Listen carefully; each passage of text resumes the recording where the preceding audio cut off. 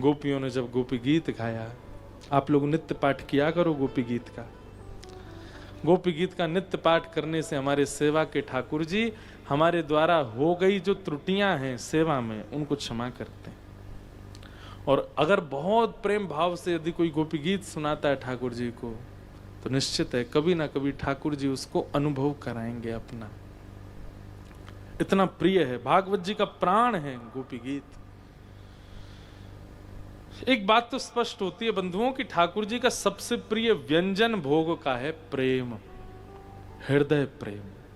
और हम वही नहीं देते, बाकी सब देते हैं। बिहारी जी का फूलों का बंगला लगवा देंगे, बिहारी जी को पोशाक चढ़वा देंगे, बिहारी जी को इत्र की सेवा दे देंगे, बिहारी जी को ये देंगे वो देंगे, सब करेंगे, पर जो देना है हृदय और प्रेम अथाह, वो नहीं देते। और सबसे प्रिय ठाकुर जी को वही है। कितना अजीब लगता है संसार में भी किसी वस्तु, किसी व्यक्ति की किसी अति विशेष अति प्रिय वस्तु को ही ना दे के आप सब दे रहे हो। किसी को पापड़ बहुत अच्छा लगता है भोजन में, और आप उसको जो है मठरी दे रहे हो, चावल दे रहे हो, कढ़ी दे रहे हो, वो कहे भाई पापड़, वो नहीं देंगे, बाकी सब देंगे। ऐसे ही ठाकुर जी को हम सब कुछ दे रहे हैं, ठाकुर जी कहते हैं प्रेम। वो तो पल्ली गली वाली को देंगे, उसको देंगे। ठाकुर जी को प्रेम प्रिय है। और अब गोपियों ने जैसे ही अपना सारा प्रेम उड़ेल दिया है गोपी गीत में,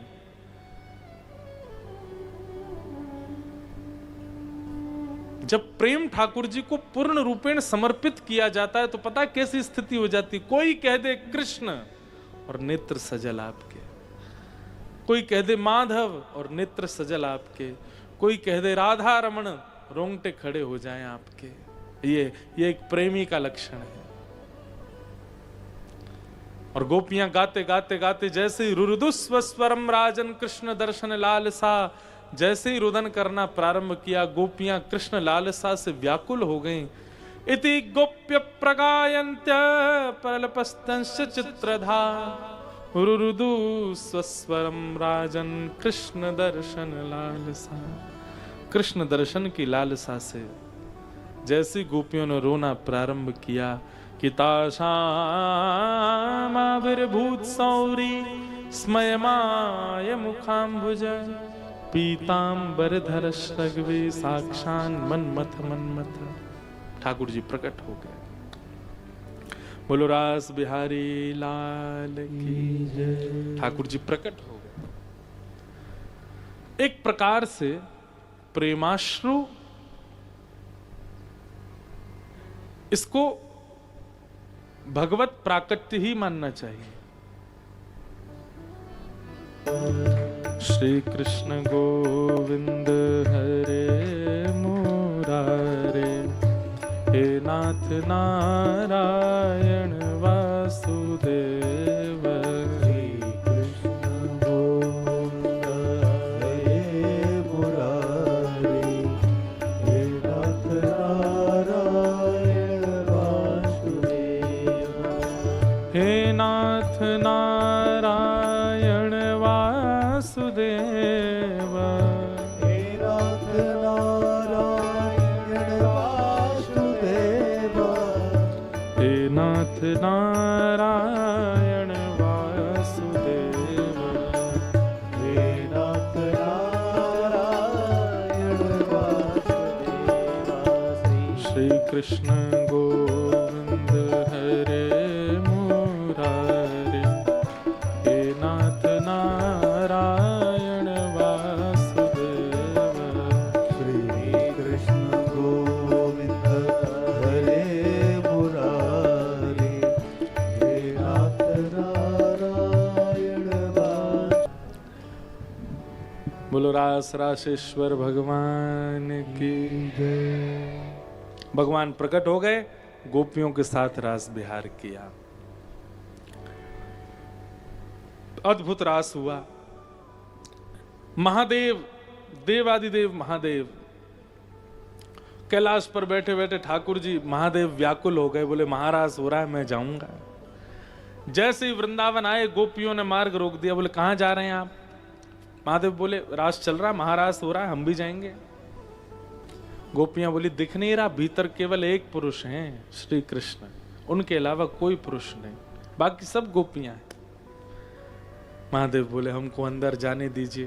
बोले पहले आप गोपी बन करके आइए, तभी भीतर प्रवेश मिलेगा। गोपी मतलब कोई स्त्री नहीं, कोई नथ वाली नहीं, कोई काजल वाली नहीं, कोई घूंघट वाली नहीं, जिसका रोम रोम कृष्ण को पाना चाहे वही गोपी है। दर्शन को नैना तपे, वचन सुनन को कान, मिलवे को हियरा तपे, हिय के जीवन प्राण, गोवर्धन वासी सावरे, गोवर्धन वासी सावरे। ये है गोपी की परिभाषा। सुंदर देखने का मन करे तो चाहे दुनिया की लाख सुंदरता दिखा दी जाए, पर जब तक वृंदावन नहीं दिखेगा तब तक नेत्रों को चैन नहीं।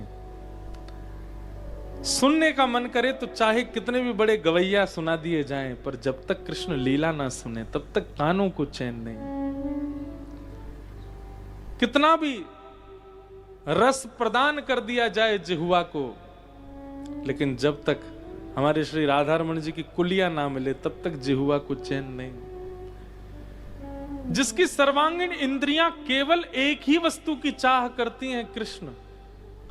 जैसे संसारी व्यक्ति की चाह क्या होती है, मुझे ऐसा खाना है, वहां का खाना है, वैसा सुनना है, ऐसा पहनना है। ब्रांड भी पहनने वाली फिक्स्ड होती हैं, वही पहन सकते हैं, उसके अलावा उसके नीचे उतरते नहीं हम कभी। विशेष रूप से दिल्ली के लोग तो वही ब्रांड पहननी है हमको, उसमें भी चाह है।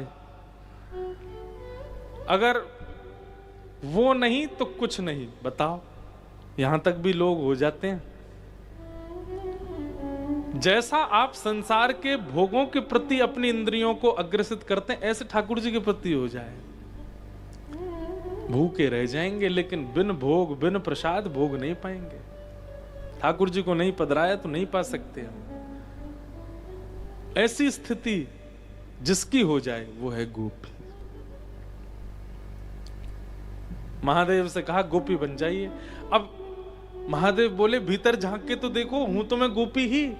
मेरे नेत्र केवल श्री कृष्ण का दर्शन करते हैं, कान केवल उनको सुनते हैं, जुह्वा केवल उन्हीं का रस गाती है, बोलती है, हाथ केवल उन्हीं का स्पर्श करना चाहते हैं, पैर केवल उन्हीं की प्रदक्षिणा करते हैं।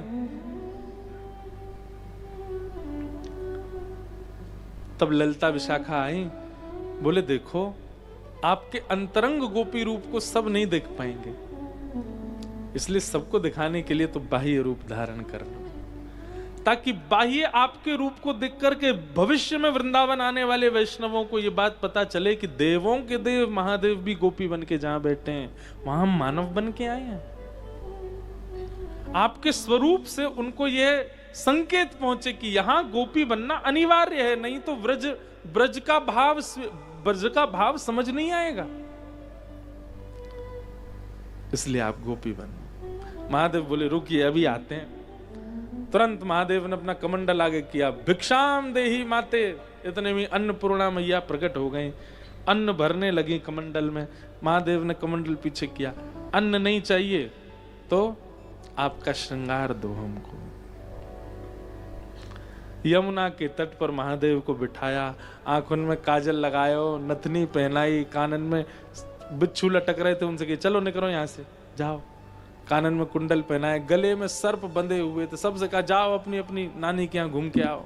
ठाकुर जी रास में जा रहे हैं। महादेव जटाएं खोल दी, यमुना जल से सबको धो करके सुनहरे केश बन गए महादेव के।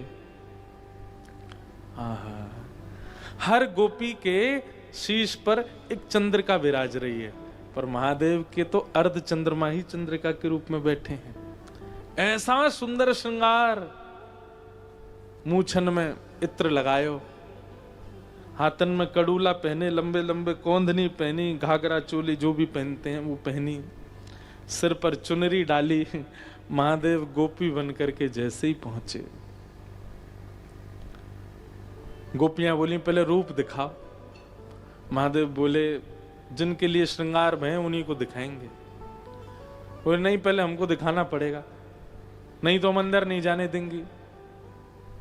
महादेव बोले रूप देखने के बाद रोकने लायक बचोगी तो ना। नहीं, दिखाओ।